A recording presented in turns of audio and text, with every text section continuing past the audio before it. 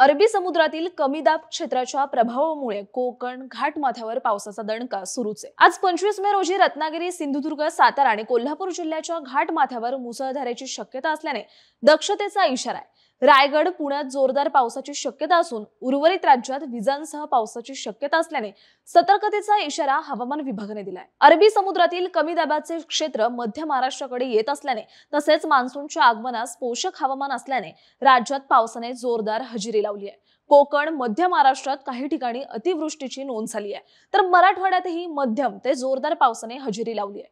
कणकवली येथे उच्चांकी 130 मिलीमीटर पावसाची नोंद झाली आहे। पावसाच्या हजेरीने कमाल तापमानात लक्षणीय घट झाली आहे। पूर्व मध्य अरबी समुद्रात कोकणच्या किनाऱ्यालगत असलेले तीव्र कमी दाबाचे क्षेत्र शनिवारी म्हणजे 24 मे रोजी दुपारनंतर रत्नागिरीजवळ जमिनीवर आले।